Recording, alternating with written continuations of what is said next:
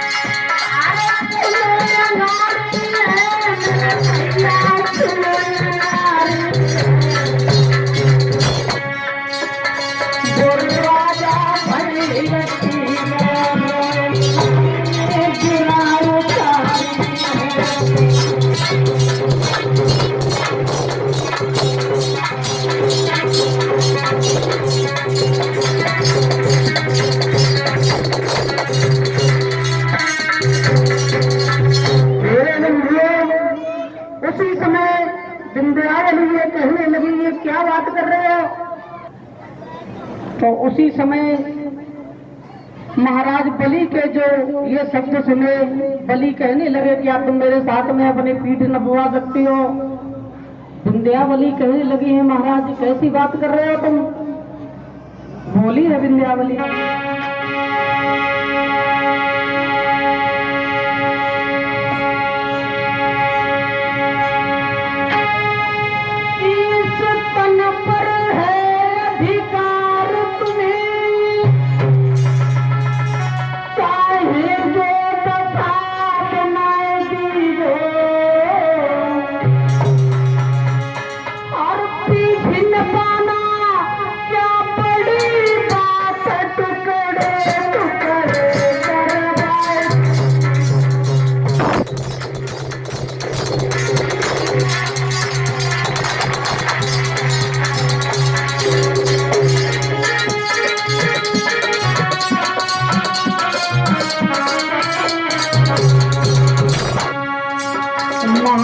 बलि को समझा करके विंध्यावली करने लगी है, तुम तो हमारे प्राणाधीन हो।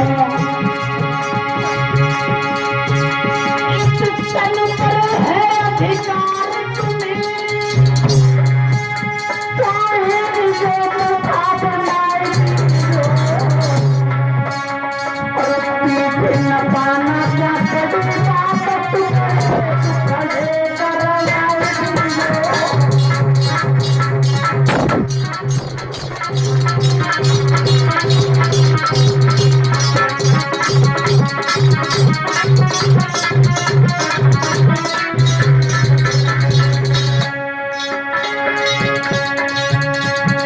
समय जैसे ही विंध्यावली के ये शब्द सुने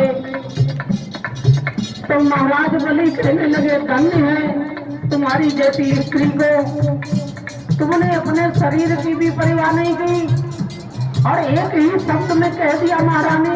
बोले हैं बलि,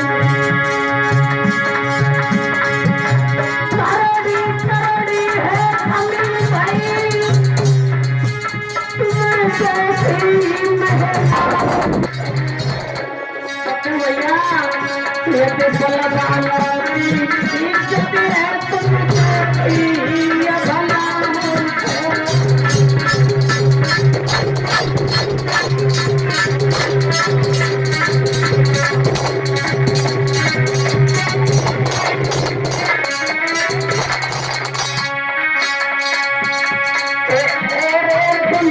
वाले श्याम के लीला समझ नहीं आई। ओ दुनिया के रखवाले हमसे लीला समझ में आई।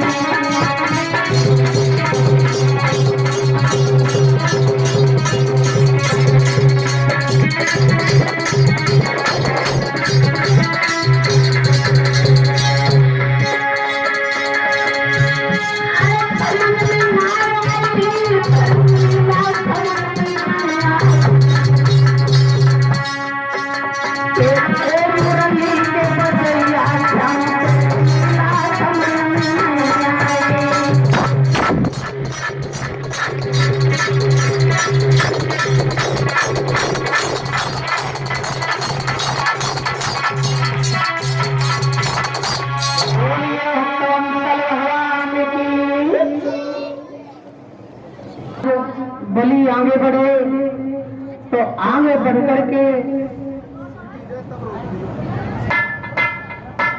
विंध्यावली को लेकर के जब महाराज बलि आगे बढ़े तो बावन भगवान के पास पहुंचे तो बावन भगवान से जाते ही जाते विंध्यावली ने एक प्रश्न कर दिया। विंध्यावली कहने लगी महाराज मैं अपनी पीठ नपवाने के लिए तैयार हूं, लेकिन एक छोटा सा सवाल है, उस सवाल का जवाब दे दो। महाराज बावन भगवान कहने लगे क्या सवाल है तुम्हारा, बोलो क्या सवाल है। उसी समय विंध्यावली कहने लगी है महाराज मेरा सवाल ये है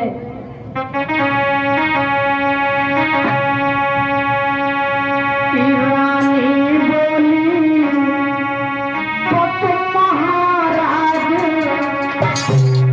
अरनिये ही ऋणियता होगा।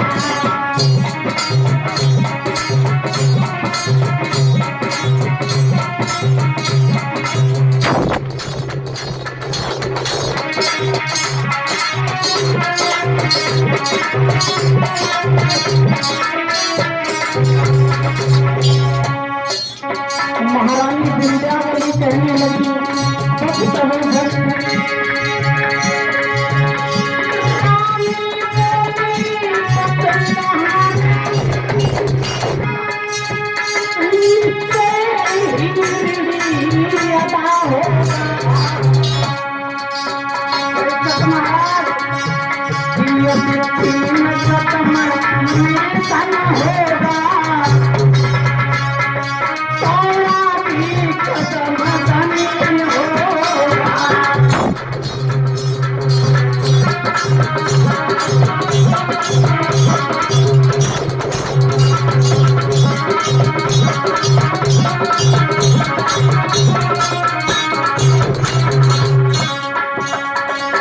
विंध्यावली कहने लगी है महाराज मेरा यही प्रश्न है यदि 3 कदम में धनी धन है तो क्या आधा कदम धनी नहीं हुआ।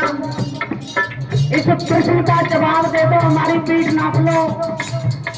तभी बावन भगवान कहने लगे बेटी तूने प्रश्न तो बहुत सुंदर किया, धन और धनी में नौकर और मालिक का अंतर होता है। धनी उसके मालिक के समान होता है और धनी नौकर के समान होता है। जब धनी 3 कदम में धनी धन हो गया तो क्या आधा कदम धनी नहीं हुआ। उसी इतने बात सुन करके विंध्यावली की बावन भगवान कहने लगे धन्य है तुम्हारी देवी सती के परिश्री।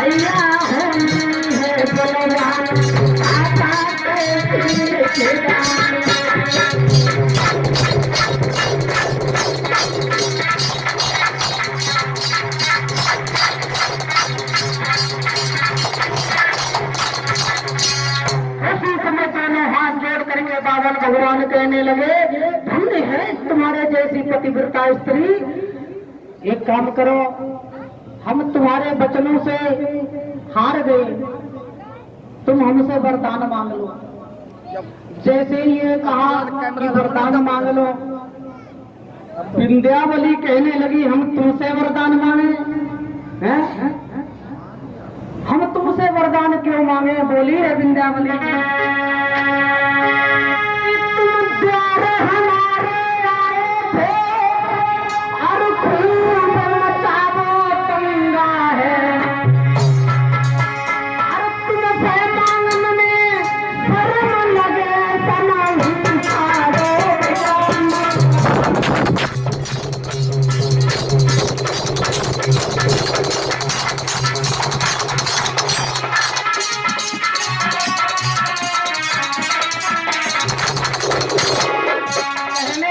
विंध्यावली महाराज सावन,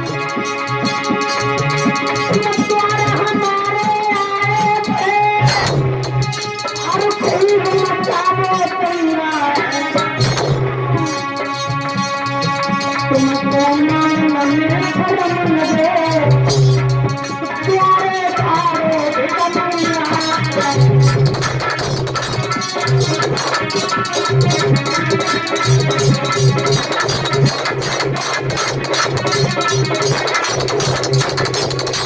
बोली है विंध्यावली हम तुमसे नहीं मांगेंगे, अगर मांगना चाहें तो हमारे स्वामी मांग ले। दौड़ करके बावन भगवान महाराज बलि के पास पहुंचे तो बलि ने ये कह दिया कि हम नहीं मांगेंगे, अगर हम वरदान मांगना चाहे तो हमारी रानी मांगे। फिर दौड़ करके विंध्यावली के पास पहुंच गए, विंध्यावली से कहने लगे बेटी तुम ही कुछ मांग लो। बताया तो ये गया है मेरी बहनाओं कि विंध्यावली ने मना कर दिया, तो तीसरी बार भगवान ने जब बलि के पास पहुंचे तो बलि ये कहने लगे कि तुम हमारे दरवाजे पे आए हो, हम तुम्हें परेशान नहीं करेंगे। अगर देना ही चाहते हो तो प्रभु ऐसा वरदान दे दो कि जहां जहां हमारी ये नजर उठे बस आपका ही दर्शन होता है। भगवान ने नहीं सोचा विचारा, भक्त ने जो मांगा है भगवान ने उसको वही दे दिया। भगवान ने ये वरदान दे करके जब आगे बढ़े तो बताया तो ये जाता है कि बलि अपने महलों में पहुंचा और बलि के महलों में 56 दरवाजे थे। बलि अपने महल में जाकर के बीचा बीच में खड़ा हो गया और जिस दरवाजे के ऊपर नजर फेंकता है भगवान उधर ही दौड़ करके खड़े हो जाते हैं। बताया तो ये गया है कि 1 2 3 जैसे ही बलि देख रहा है जिस जिस दरवाजे में भगवान दौड़ करके चक्कर लगाने लगे, बलि के दरवाजे के जब चक्कर लगाने लगे इधर क्षीर सागर में मां लक्ष्मी को चिंता होने लगी कि भगवान बलि की परीक्षा लेने के लिए गए थे और अभी तक लौट करके वापस नहीं आए। तब तक नारद का पदार्पण हुआ।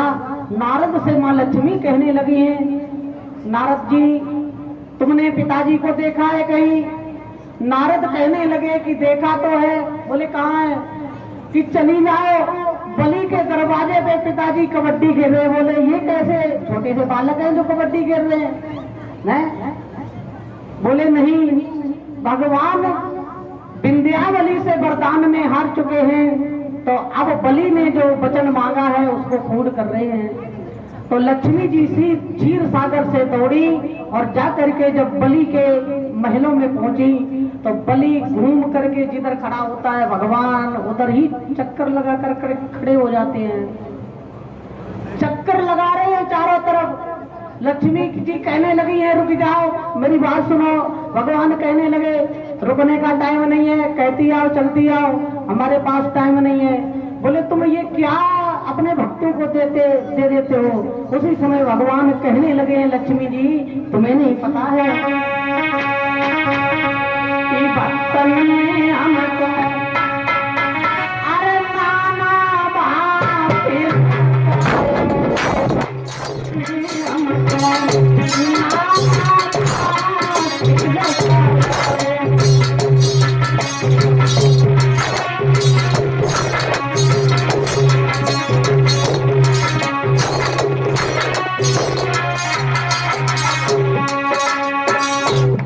भक्तों के लिए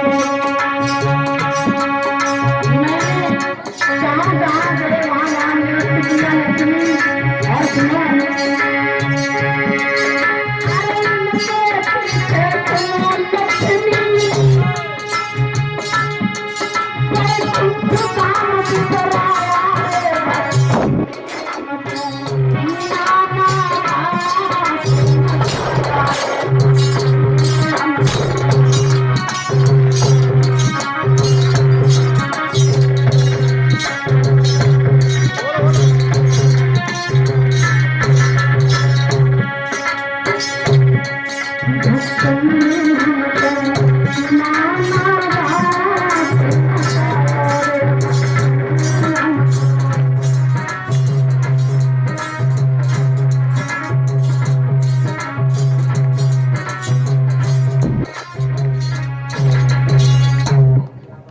उसी समय लक्ष्मी को समझाते हुए कहने लगे हैं भगवान कि इन भक्तों के पीछे हमने क्या नहीं क्या किया।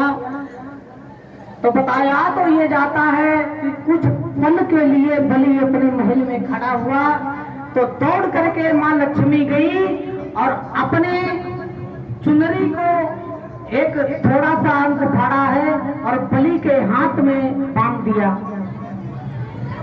जब बलि के हाथ में बांध दिया है तो बताया तो ये गया है कि बलि के हाथ में जब वो धागा बांधा है और हाथ जोड़ करके लक्ष्मी जी कहने लगी हैं बलि आज से मैं तुम्हारी बहन हूँ तुम मेरे भाई हो। उसी दिन से हमारे इस भारत वर्ष में रक्षाबंधन का त्योहार मनाने जाया ना। बोलिए भक्तवत्सल भगवान की। लक्ष्मी जी ने बलि को भाई बना करके और भगवान को लेकर के क्षीर सागर में आ पहुंची। तो इस प्रकार से बलि को छुड़वा करके मां लक्ष्मी अपने क्षीर सागर में पहुंच जाती हैं। बोलिए दीनबंधु भगवान की। आइए 2 मिनट का संकीर्तन बोलेंगे, तदुपरांत मां दुर्गा की झांकी आप लोगों के मध्य आने वाली है। 2 मिनट की बात है।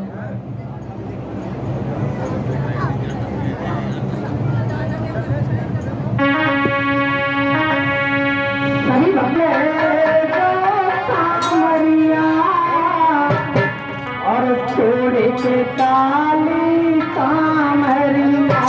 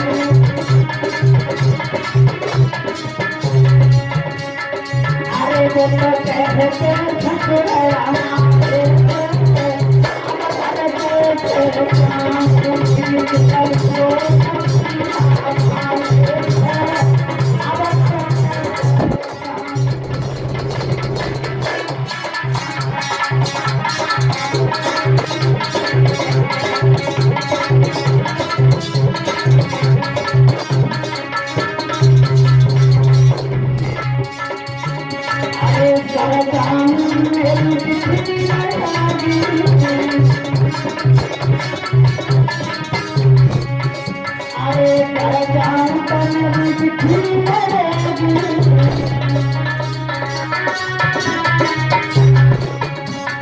पहला वो तो कहते थे कोना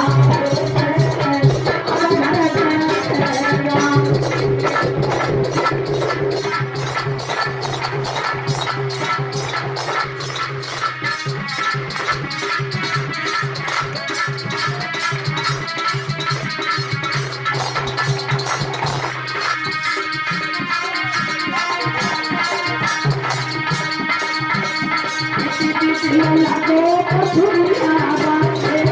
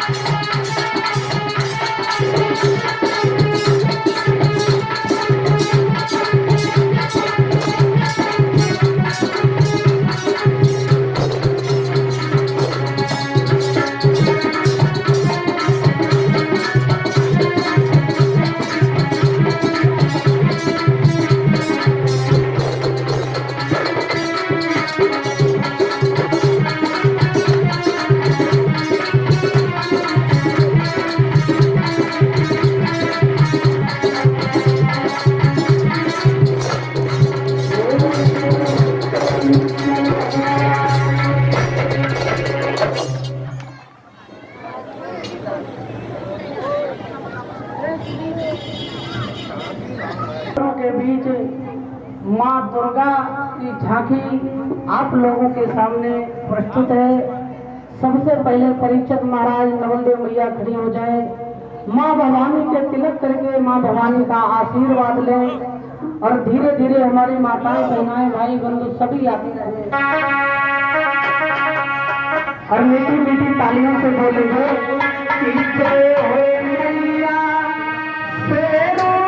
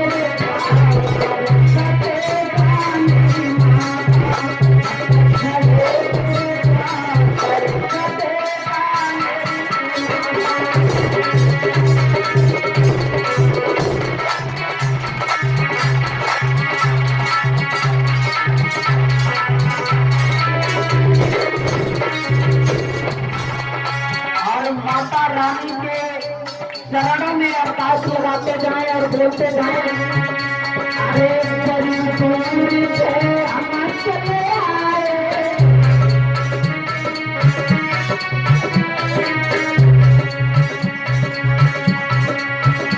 अरे भेंट चढ़ाने कुछ नहीं आए,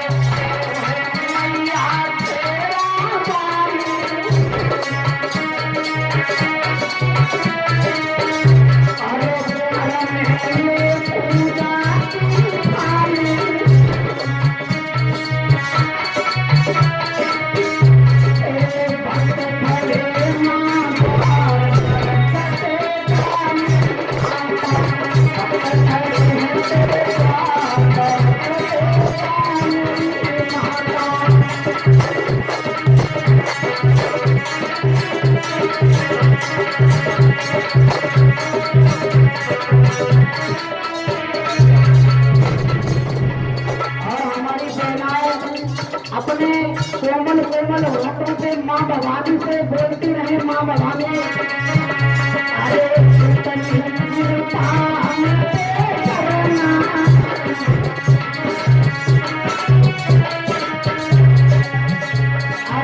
हाथ गया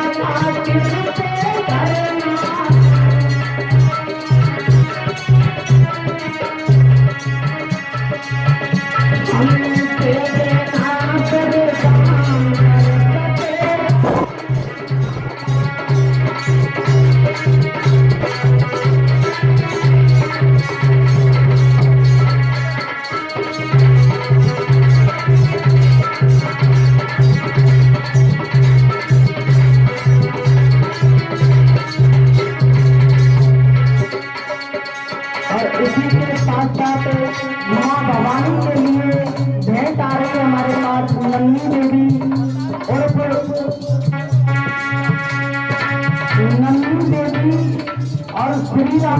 की तरफ से 51 मुद्राएं हमारे पास आ रही हैं।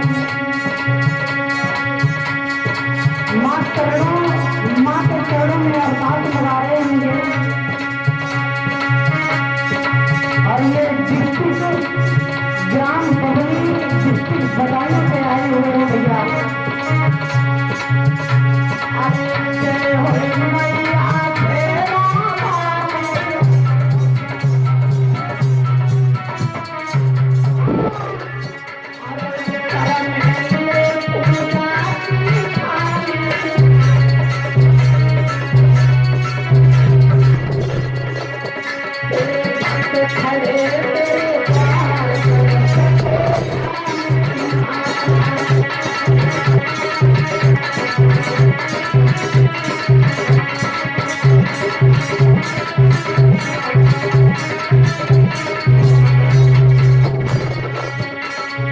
सभी बहनाएं अधिकांश माता के पुजारी हैं, तो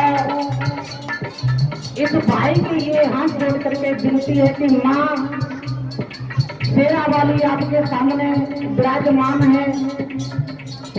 माँ के पावन नवरात्र चल रहे हैं। सभी बहनाओं से अनुरोध करूंगा कि हाथ जोड़ करके मीठी मीठी ताली बजा करके माँ का भजन जरूर बोले सभी बहनाएं।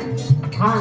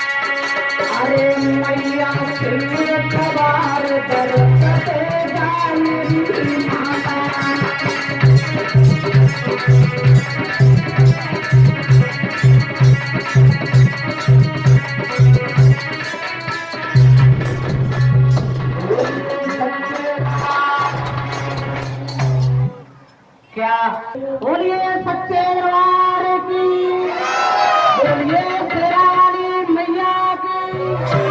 बहुत सुंदर मीठी मीठी ताली बजा करके बोलेंगे कि पहन के चोला लाल मैं नाचू तेरे अंगना।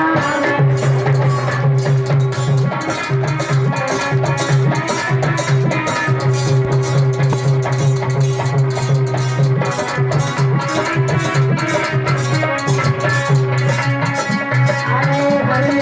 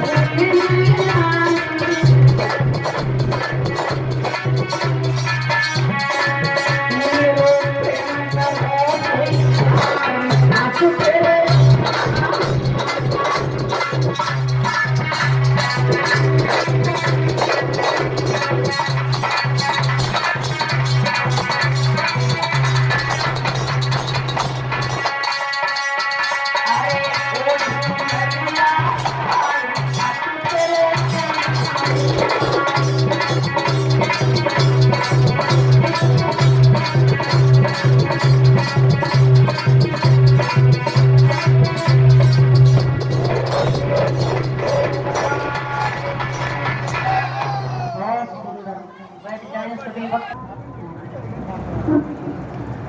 किस प्रकार हुआ था?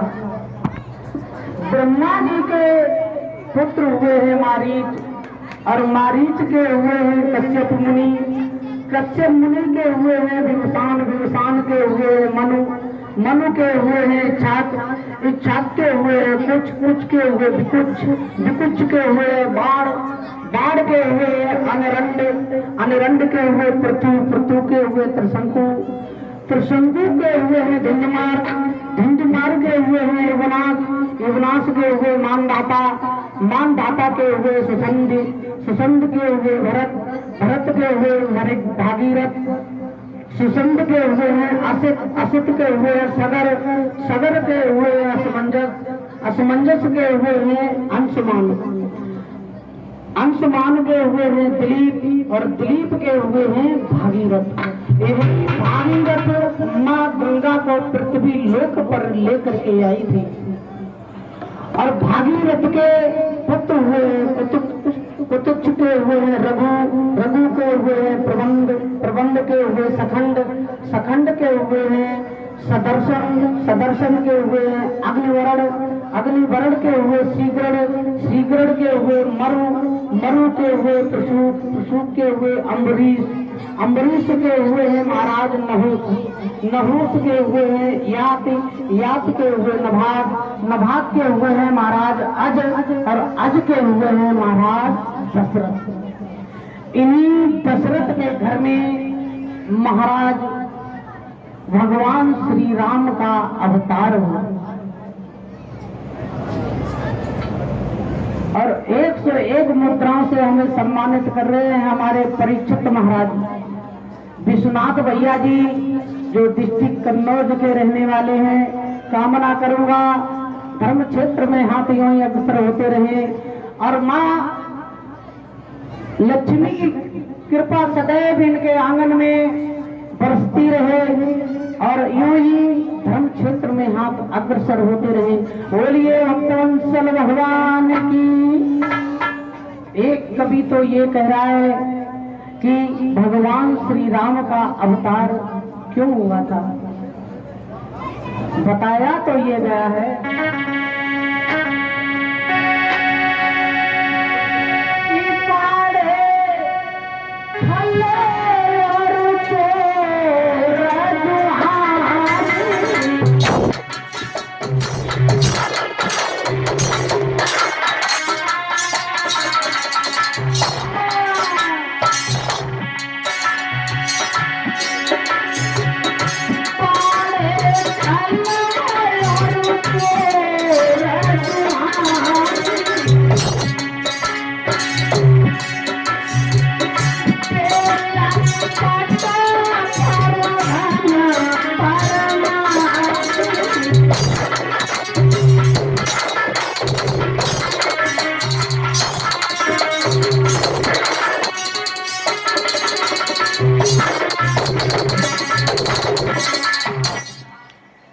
बाढ़े खलरू चोर जुहारी।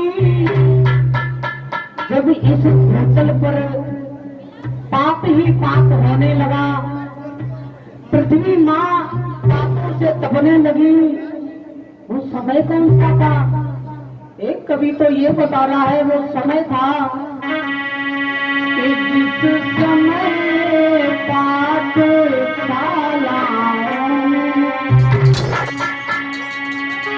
और नर मांस पकाए जाते।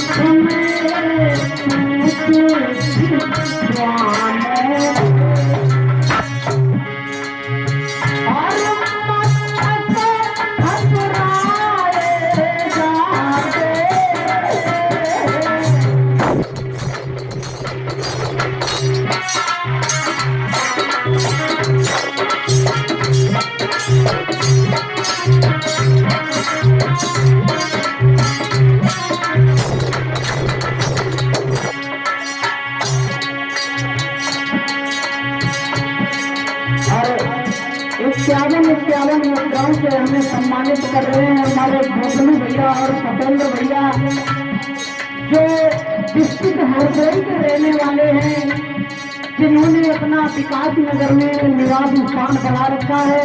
कामना करूंगा धर्म क्षेत्र में हाथ मन साग्रतर होते रहे। और हमारे परिषद महाराज 51 मुद्राओं से हमारी बहन दुर्गा शास्त्री को सम्मानित कर रहे हैं।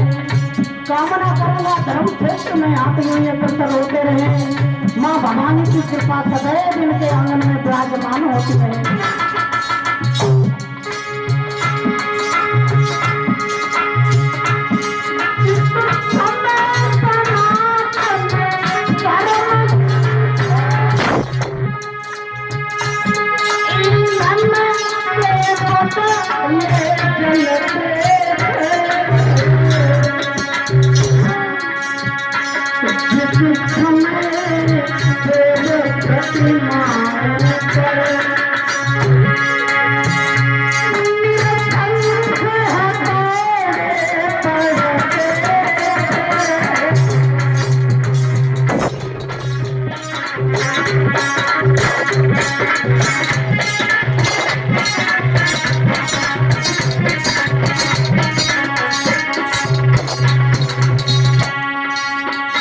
समय कौन था? पाठशालाओं में आग लगाने जाई लगी, हमारे पुराणों को जलाया जाने लगा। विद्वानों के मस्तक नहीं बल्कि उनके पत्थर लेकर के ये ब्रह्मांड को नष्ट करने लगे। ऐसा समय था। सनातन धर्म में जो ग्रंथ लिखे गए हैं, इन ग्रंथों को जलाया जाने लगा और देवताओं के जो प्रतिमाएं थी उनको तोड़ा जाने लगा। ऐसा समय था वो। एक कवि तो ये बता रहा है,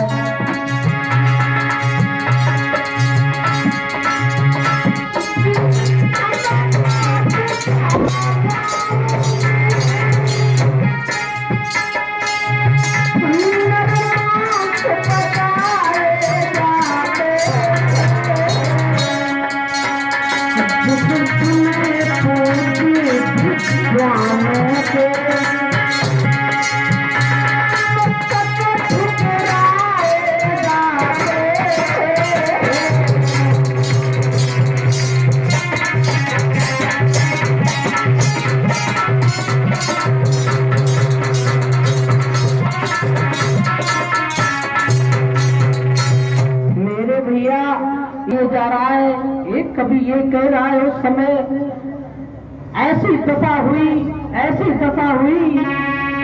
कि गौशाला में फलपुर बके और जब आग लगाई जाती थी।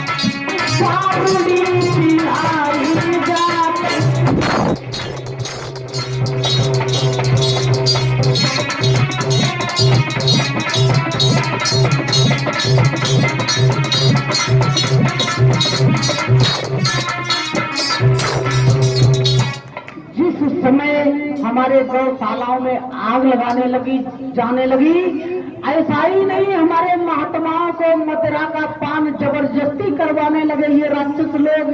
तब पृथ्वी माँ गाय का भेष बना करके क्षीर सागर में पहुंच गई और हाथ जोड़ करके श्री हरि से कहने लगी, है प्रभु कुछ तो करो, पापों के भार से हम दबी जा रही हैं। भगवान कहने लगे, पृथ्वी तुम चिंता ना करो। वहीं पे एक कवि तो ये कह रहा है,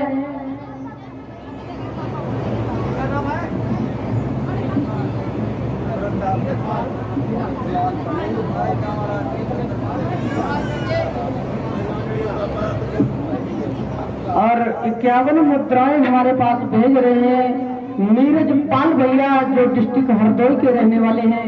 कामना करूंगा धर्म क्षेत्र में हाथ यूं ही अग्रसर होते रहे, माँ भवानी की कृपा सदैव इनके ऊपर विराजमान होती रहे। बोलिए सच्चे दरबार की। वहीं पे दूसरा कवि तो ये कह रहा है, ऐसा नहीं है, फिर कैसा है, बोला है कि जब जब होए और धर्म की हानि और बाढ़े असुर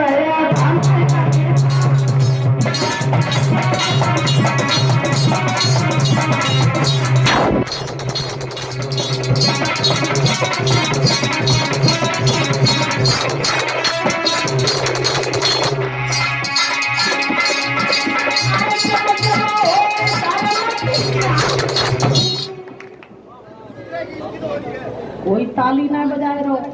अगर ताली ना बजाओ वे सो जाओ बैठ के, फिर हमारी जिम्मेदारी नहीं है, हैं? हाँ, तो ताली जरूर बजाओ।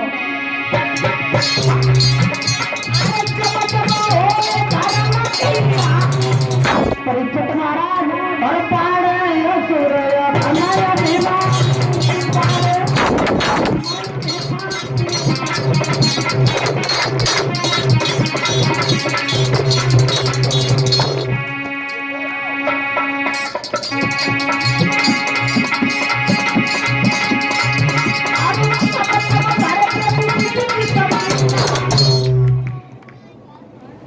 जब जब होई धर्म की हानि और बाढ़े असुर धम अभिमानी।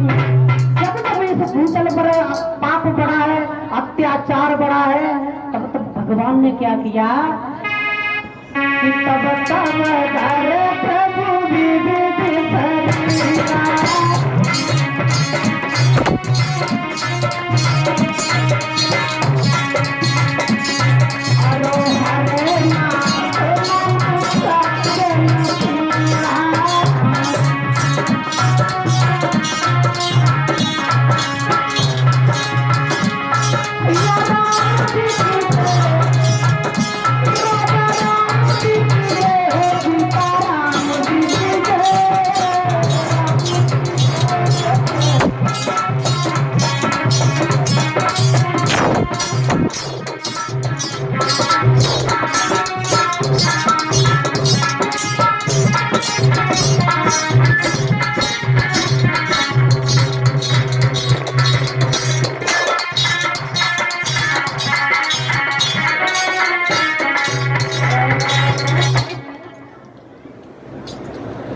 को 51 मुद्राओं से सम्मानित कर रहे हैं और हमारे 21 मुद्राओं से सम्मानित कर रहे हैं हमारे ढोलक वाले भैया को, पप्पू भैया को।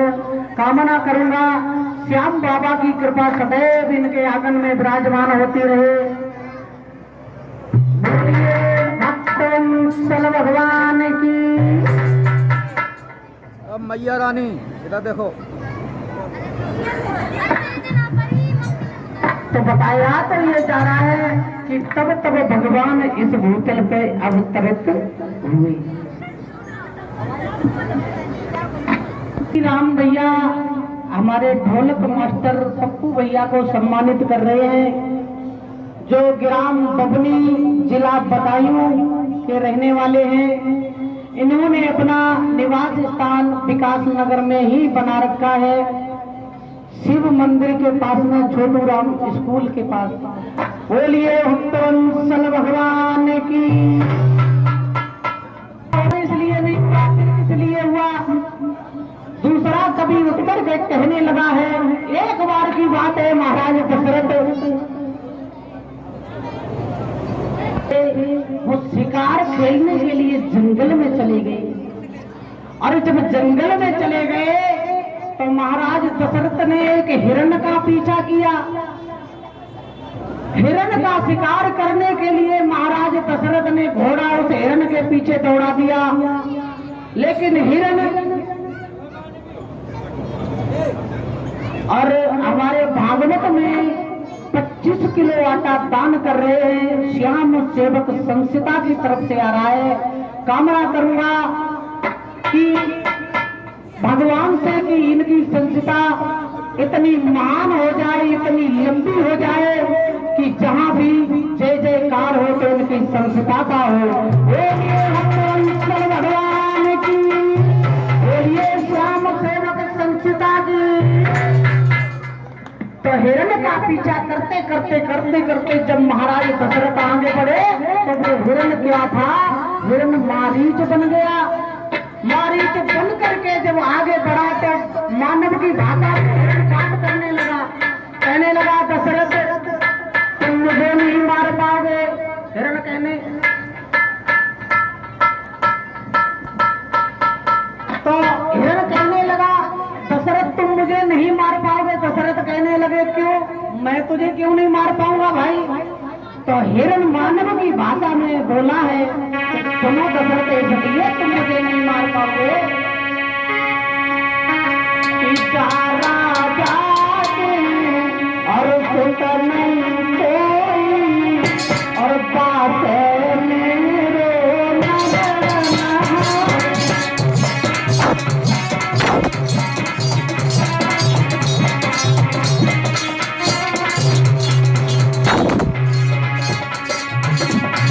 बोलने लगा तुम मुझे नहीं मार पाओगे।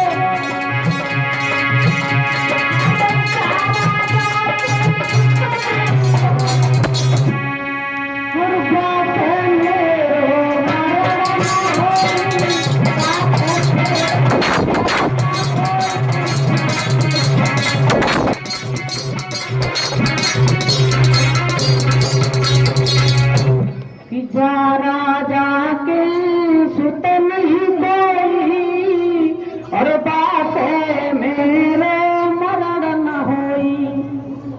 जैसे ही हिरण के शब्द सुने तो महाराज दशरथ मन में सोचने लगे कि हमारे कोई पुत्र ने जन्म नहीं लिया है।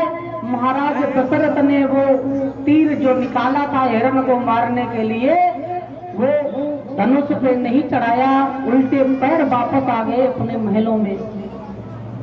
धीरे धीरे धीरे धीरे समय बीतने लगा तो एक कवि कहने लगा कि राम का अवतार इसलिए नहीं हुआ।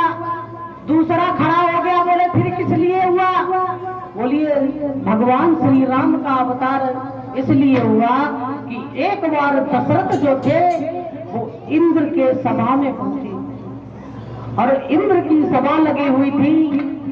तो देश विदेश के राजा महाराजा आकर के बैठे।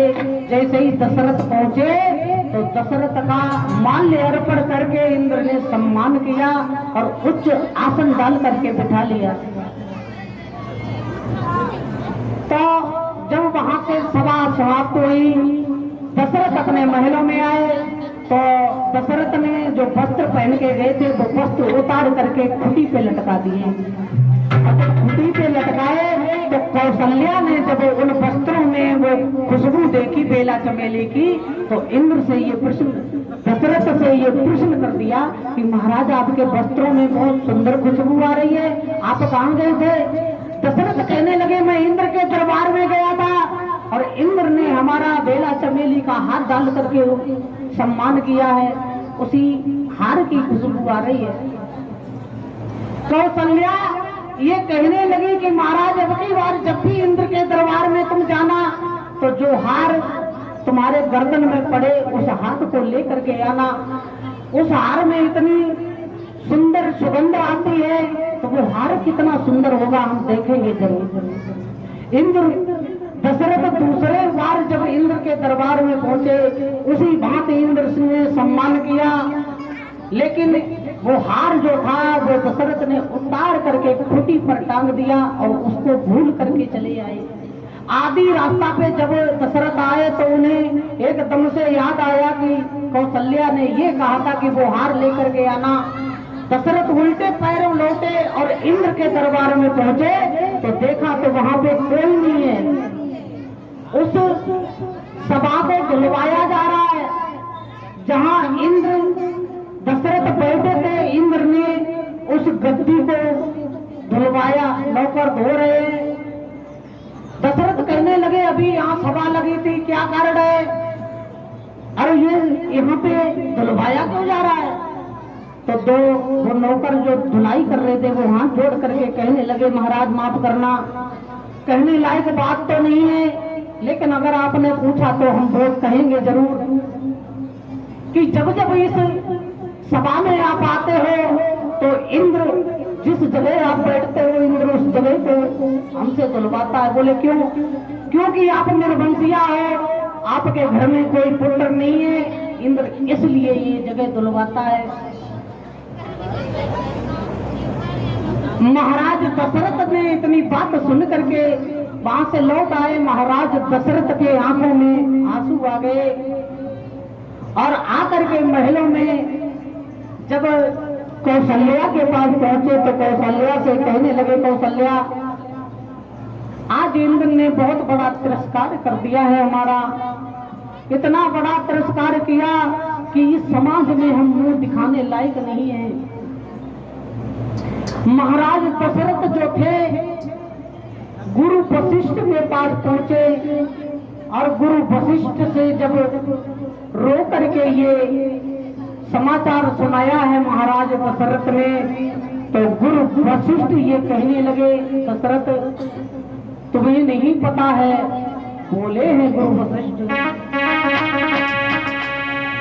कि चलने वाली है पंख मेले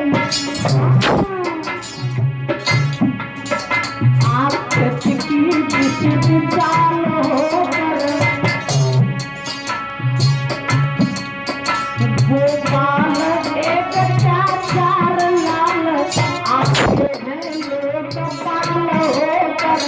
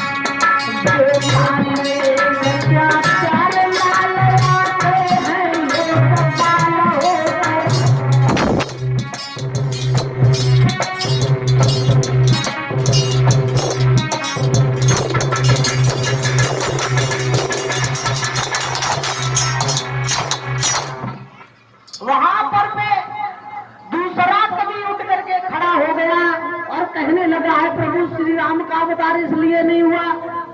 बोले किस लिए हुआ? तो दूसरा कवि समझा करके ये कहने लगा है प्रभु श्री राम का अवतार इसलिए हुआ, एक बार की बात है महात्मा ऋषि नारद ने भगवान श्री हरि को श्राप दे दिया। एक बार नारद जी ने ये मन में विचार किया कि हम कैलाश पर्वत पे तपस्या करने के लिए जाएंगे। नारद जो थे वो तपस्या करने के लिए कैलाश पर्वत पे पहुंचे और अटल समाधि लगा ली। जब अटल समाधि लगाई है, इंद्र का इंद्रासन हिलने लगा। इंद्र सोचने लगा कि अब हमारा इंद्रासन नहीं बनेगा। अगर ये तपस्या प्राप्त कर ली नारद ने तो हमारा इंद्रासन चला जाएगा। बताया तो ये गया है, उसी समय इंद्र ने कामदेव को भेजा कि जाओ तुम नारद की तपस्या में बाधा डालो। चला है कामदेव काम में जाते जाते और सारी लीला दिखला।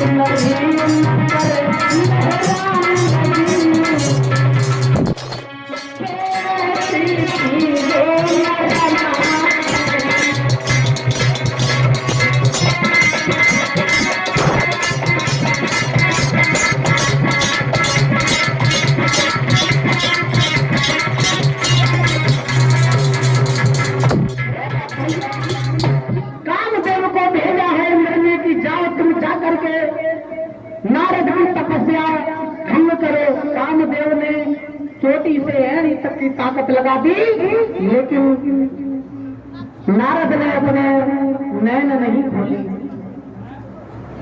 जब नेत्र नहीं खोले तो कामदेव दोनों हाथ जोड़ करके नारद के सामने खड़ा हो गया और कहने लगा,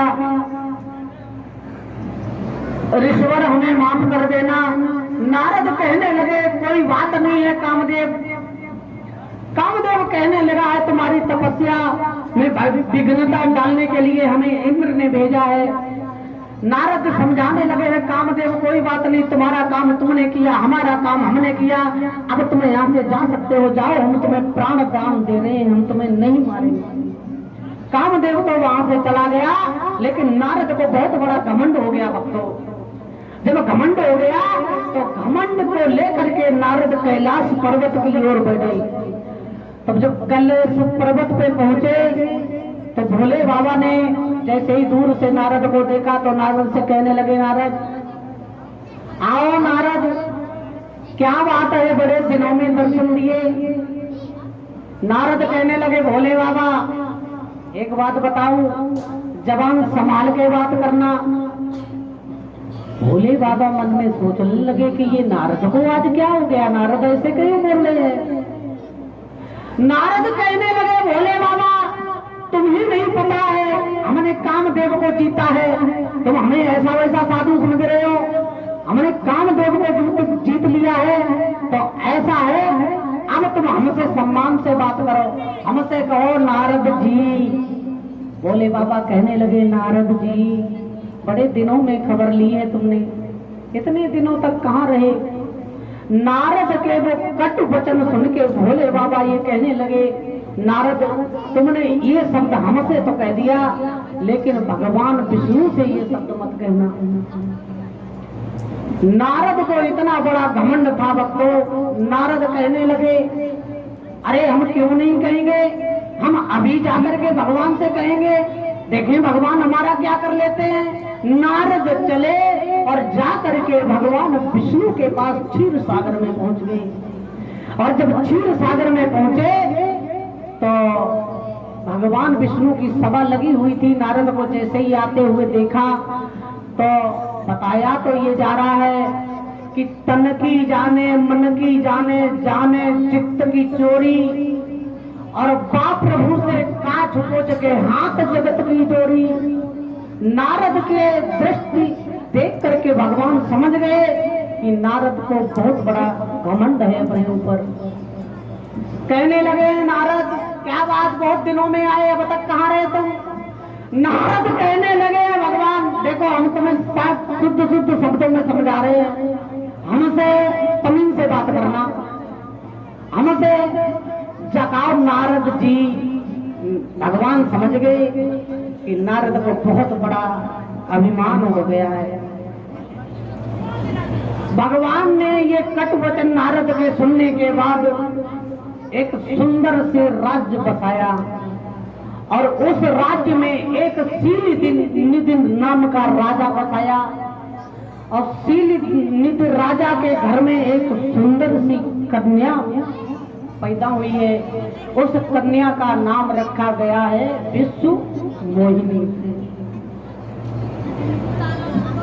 विश्व मोहिनी देखने में इतनी सुंदर थी बंधुओं,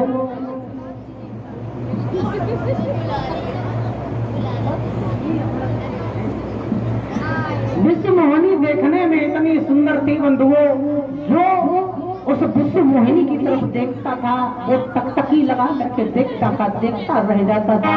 ऐसा ही नहीं, अरे बच्चों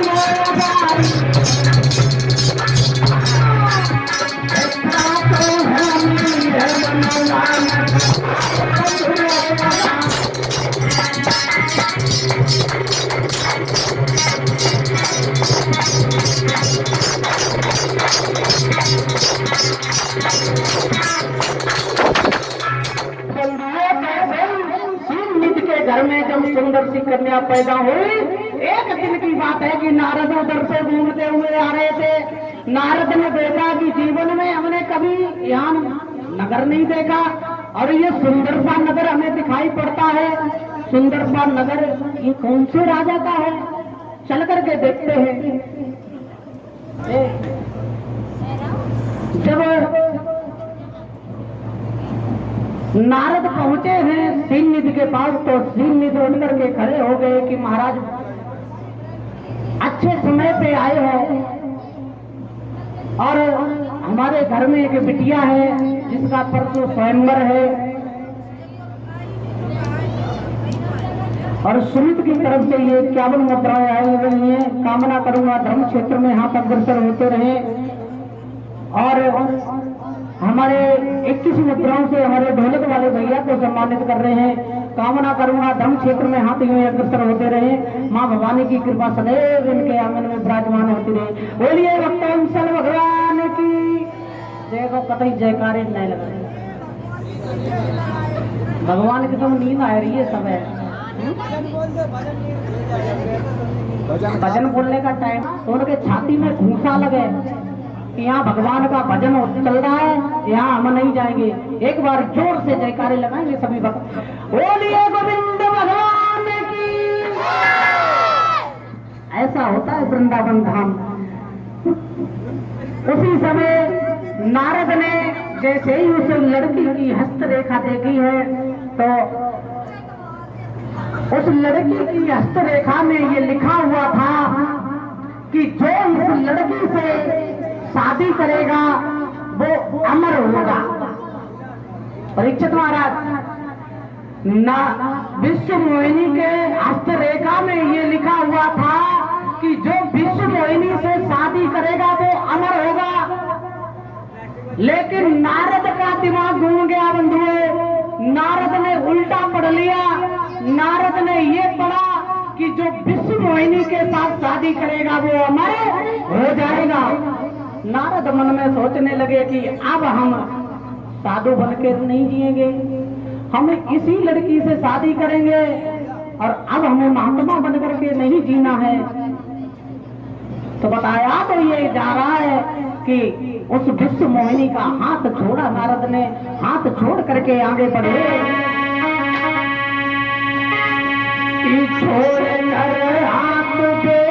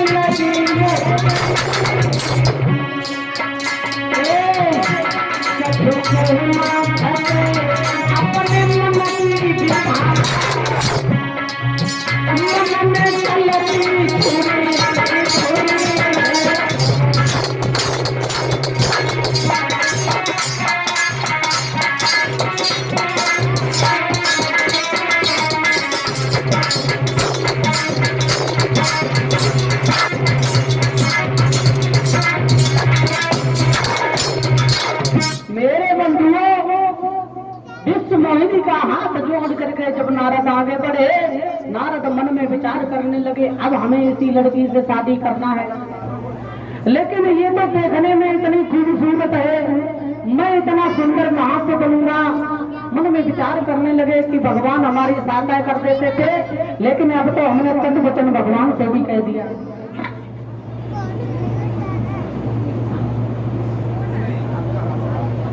नारद भगवान के पास पहुंचे और कहने लगे प्रभु हमें आपकी थोड़ी सहायता चाहिए थी। भगवान कहने लगे बोलो नारद क्या चाहिए था। नारद कहने लगे प्रभु हमें